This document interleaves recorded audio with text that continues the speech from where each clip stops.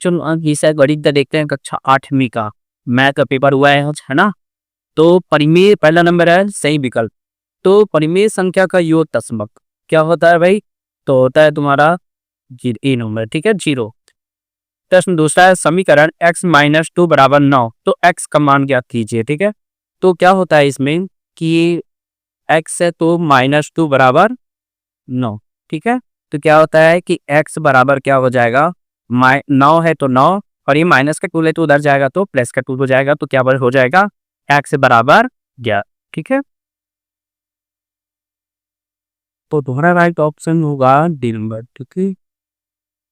फिर निम्नलिखित में से समान कोणिक और समबाहुभुज, ठीक है, और बहुभुज है, तो वो तुम्हारा होता है वर्ग, ठीक है।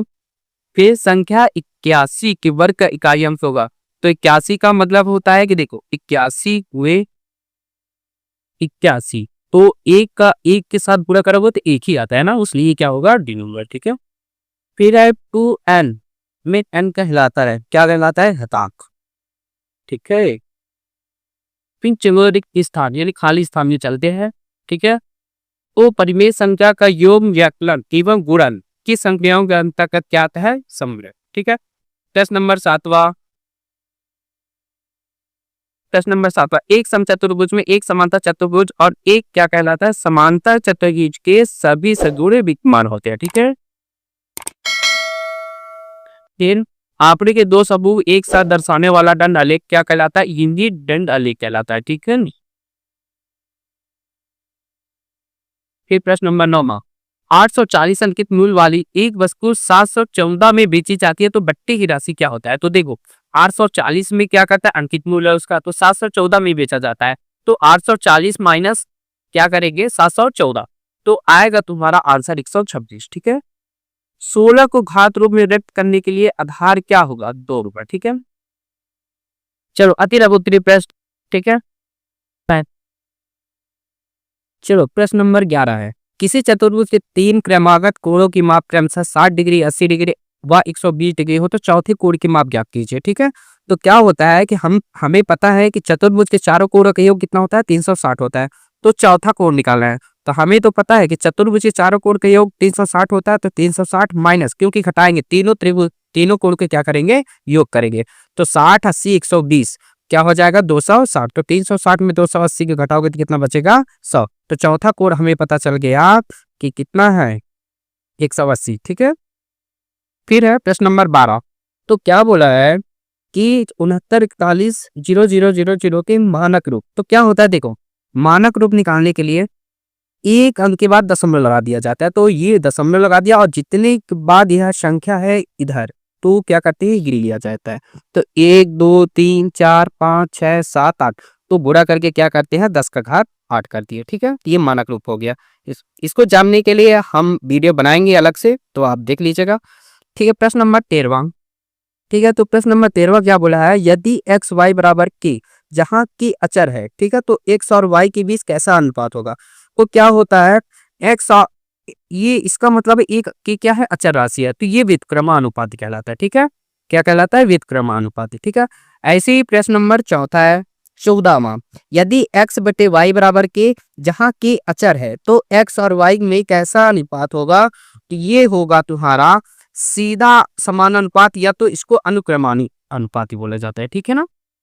तो फिर प्रश्न नंबर 15वां, ठीक है, एकाधिक पूर्णांक का प्रयोग से 35 का स्क्वायर ज्ञात करना है, ठीक है। तो देखो हम क्या करते हैं कि देखो ये 3 ही संख्या, तो 3 तो लिख लिए, लेकिन 3 में से एक हमें और एक्स्ट्रा लेना है, तो 3 और 1 लिए 4 हो गया, ठीक है। तो 3 गुणे 4, और ये 5 है तो 5 का हम 2 बार गुणा करते हैं, तो 5 गुणे 5, तो 3 चको 12 और 5 हम 25, तो ये हो गया 12 25 आंसर, ठीक है। 25 का वर्ग, अब बोला है कि निम्नलिखित सूत्र का प्रयोग कर 25 का वर्ग ज्ञात कीजिए, तो 25 का स्क्वायर, ठीक है। तो देखो हम चलते हैं, भाई ये 25 है, तो हम इसको क्या करते हैं, हम बना लेते हैं 20 + 5, ठीक है। तो मतलब हम 25 को 20 + 5 करेंगे तो 25 ही होता है, तो 20 + 5 का स्क्वायर निकाल रहे हैं, ठीक है। तो देखो क्या होता है, इसका एक सूत्र होता है, लिखा हूं मैं साइड में, वैसे भी क्या होता है a + b का होल स्क्वायर, ये इसके रूप में है, ठीक है। तो इसके क्या होता है a + b का whole square, a² A square plus 2ab plus B square, ठीक है। तो ये हमारा ए है और ये क्या है, बी है। तो जहां ए है वहां 20 रखना है, जहां बी है वो क्या रखना है, 5 रखना है, ठीक है।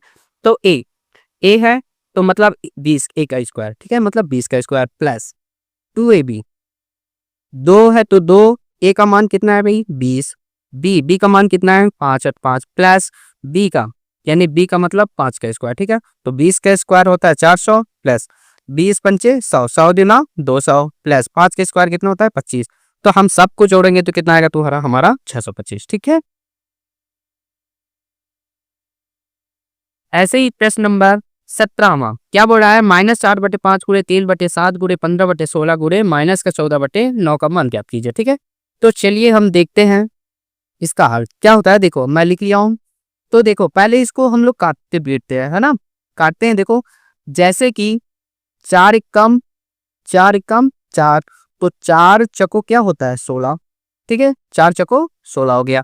फिर 5 से को काटो भाई, तो 5 एकम 5, तो 5 दिया 15, ठीक है।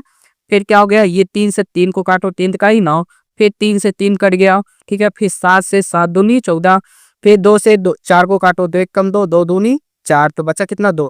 तो इधर नीचे कुछ नहीं बचा तो क्या बचा, वो ऊपर क्या बचा 1 बचा, कुछ नहीं बचा तो क्या बचा 1 बचा, और माइनस माइनस प्लस हो गया, ठीक है। क्या बचा इधर नीचे 2 बचा, तो क्या हो जाएगा 1/2, ठीक है। ऐसे ही प्रश्न नंबर 18वां समीकरण में m का मान ज्ञात कीजिए, ठीक है। तो चलो आइए देखते हैं आंसर। तो 8m प्लस 4 बराबर 3m-1 प्लस 7, ठीक है। तो देखो 8m है, प्लस का 4 है 4, 3 का इनके एक गुणे करना है इनके साथ, ठीक है ना। तो 3 का गुणा से करोगे 3m, माइनस है तो माइनस, 3 कम 3, और प्लस का क्या है 7 है। तो 8m है तो 8m, ये प्लस का 3m है, तो बराबर की इधर आ जाएगा तो क्या हो जाएगा माइनस का 3 प्लस का 7, ये प्लस का 4 है उधर गया तो माइनस का 4 हो गया, ठीक है। तो देखो 8 में से 3 जाएगा तो बचेगा कितना 5 बचेगा, है ना। और 4 देखो माइनस माइनस क्या हो जाएगा, ये जुड़ जाएगा, ठीक है। तो 4 3 7 और ये प्लस का 7, 7 में से 7 जाएगा तो कितना बचेगा 0 बचेगा। 5m है, 5 इधर क्या है, इन दोनों के बीच में गुणा होता है, ठीक है। तो ये 5 है बराबर के उधर जाएगा तो ये क्या हो जाएगा गुणे में हो जाएगा, 5 का भाग 0 में दोगे तो m बराबर 0, ठीक है। तो हमारा m बराबर 0 आ गया। प्रश्न नंबर 19वां जब एक 500 का फेंका जाता है तो, ठीक है, 4 से बड़ी संख्या ना हो प्राप्त करने की प्रक्रिया ज्ञात कीजिए। तो क्या होता है कि एक 500 को फेंकने पर प्राप्त संख्या क्या होता है 1 2 3 4 5 6 होती है, ठीक है। तो कुल संख्या कितना हो गया 6, ठीक है। तो 4 से बड़ी संख्या प्राप्त ना होने की संख्या, तो 4 से बड़ी, ठीक है। तो 4 से बड़ी ना होने की तो क्या होता है 4 से बड़ी 1 हो गया 2 हो गया 3 हो गया 4 हो गया, तो संख्याएं कितना हो गया 4 हो गया। तो 4 से बड़ी संख्या प्राप्त ना होने की प्रायिकता, तो प्राप्त हो तो क्या होता है सूत्र होता है अनुकूल परिणाम और बटे में कुल होता है कुल परिणाम, ठीक है। तो अनुकूल का मतलब ये, ठीक है ना, और कुल का मतलब कुल संख्या। तो अनुकूल परिणाम कितना है भाई 4 है, और कुल कुल परिणाम कितना है 6 है। तो 2 से काट दो तो 2 दूनी 4, 2 तिहाई 6, ठीक है। तो 2/3 आंसर। प्रश्न नंबर 20वां वह सबसे छोटी संख्या ज्ञात कीजिए जिसे 600 को भाग देने पर वह पूर्ण वर्ग बन जाए, ठीक है।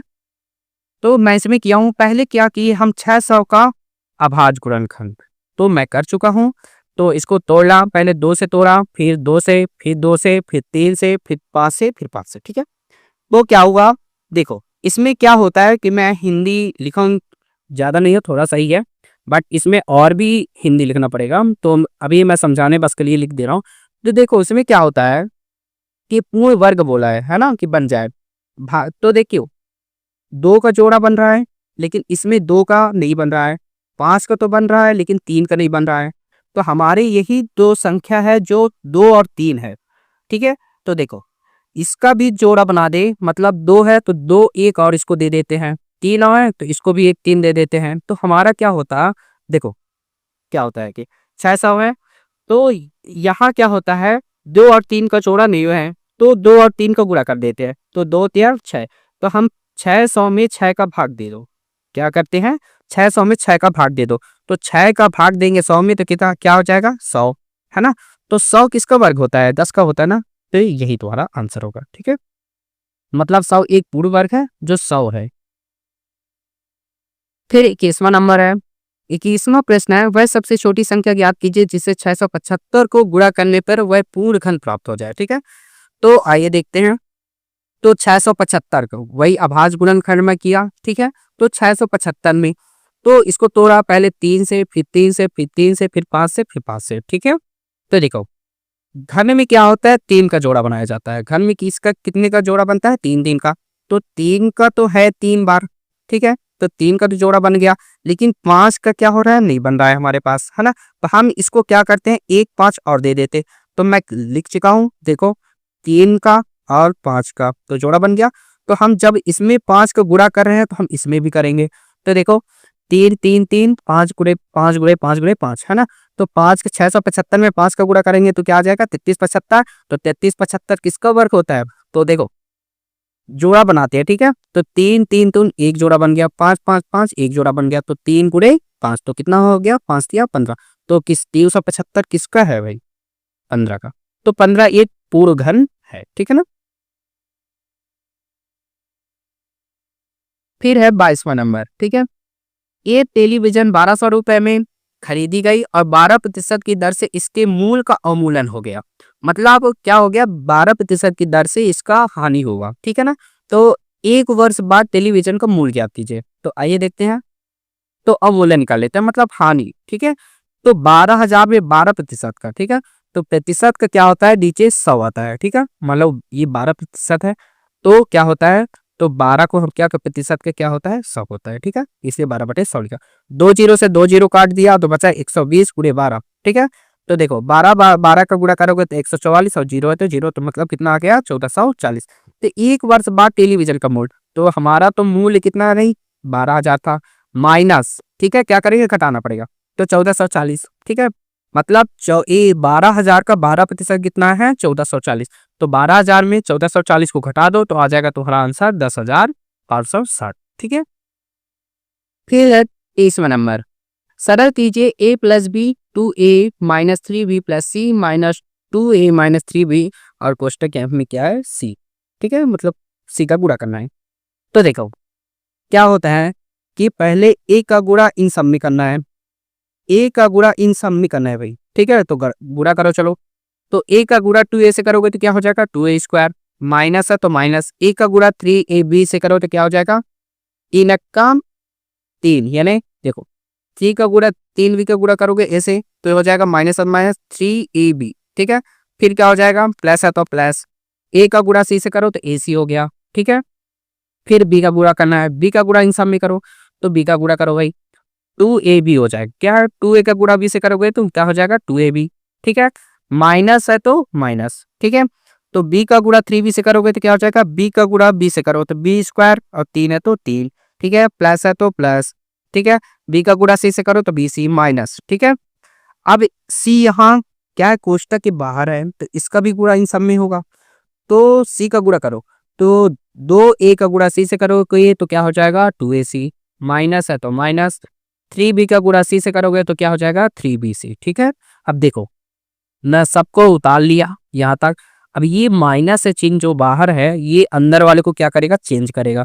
तो माइनस है तो देखो यहाँ क्या होता है, प्लस होता है। तो माइनस प्लस माइनस 2ac और ये माइनस माइनस क्या हो गया, प्लस को 3bc। ठीक है, 3bc।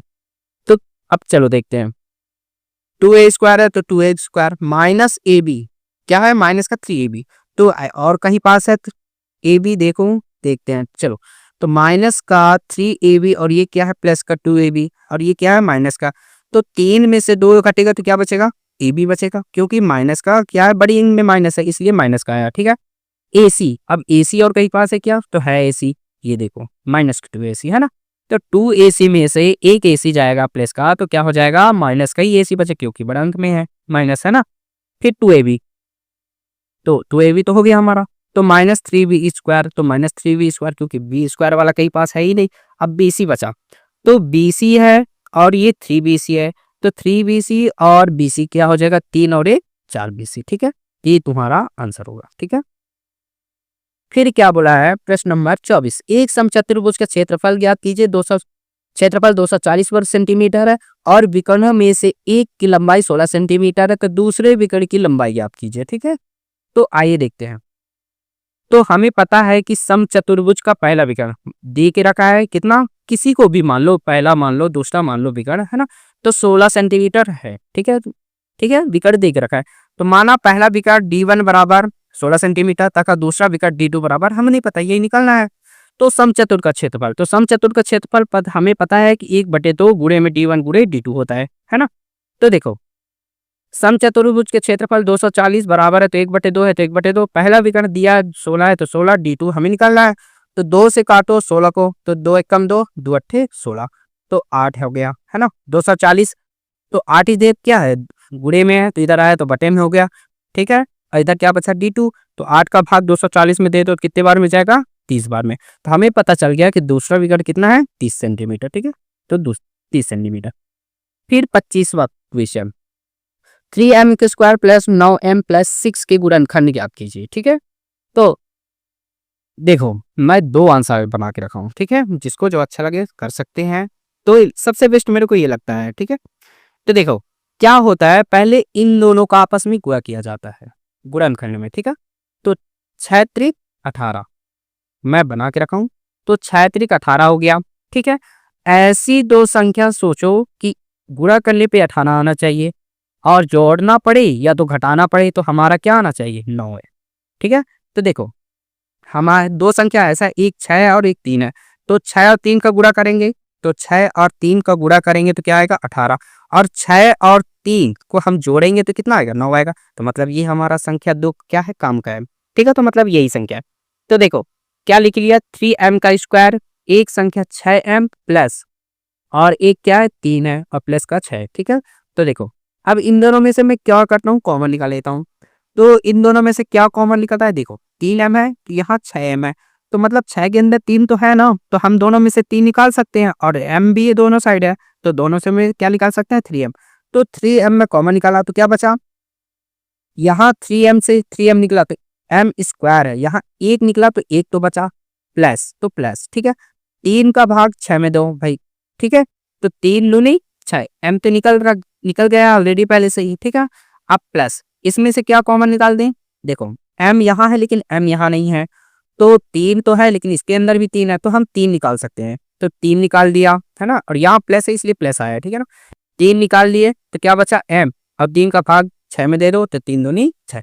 तो एक बार क्या हुआ m+2, अब और ये वाला जो कोष्टक होता है दोनों पे ये सेम होना चाहिए, तभी आंसर सही आएगा, नहीं तो नहीं आता है, ठीक है ना। तो देखो एक बार m+2 तो मैं एक बार लिख लिया, फिर क्या है 3m+3, तो 3m+3। तो अभी मैं देखा ये तो आंसर या तो यही होना चाहिए या तो इसको और आगे हल कर सकते हैं, m+2। अब इन दोनों में से क्या कॉमन निकल रहा है, 3 निकल रहा है, तो 3 में निकाल लिया कॉमन, बचा क्या m। 3 जब निकल गए यहाँ से तो क्या कुछ नहीं बचता, तो हमेशा एक बचता है, मतलब 3 का भाग दे रहे हैं कहना चाहिए, तो 3 एकम 3, ठीक है। तो m+2 और 3m+1 ये हुआ, ठीक है। इसको भी कर सकते हो, वही तरीका है। इसमें मैं क्या किया, पहले सब में 3 कॉमन ले लिया, क्या कर लिया, 3 कॉमन ले लिया, क्योंकि 3 इसमें भी है, इसमें भी है, इसमें भी है, तो 3 कॉमन लिया तो बचा m का स्क्वायर प्लस 3 लिखाई 9, ठीक है, m है तो m, फिर 3 दूनी 6। फिर इसको मैं वही सोचा कि यहाँ कुछ नहीं है तो यहाँ कुछ नहीं है तो एक होता है, तो 2 एकम 2। दो ऐसी संख्या सोचो कि गुणा करने पे क्या आना चाहिए, गुणा करने पे क्या आना चाहिए, 2 आना चाहिए, और जोड़ना जोड़े या घटाएं, वैसे ये लॉजिक नहीं लगता यार। चलो ये वाला क्वेश्चन मैं बाद में बताऊंगा, ठीक है।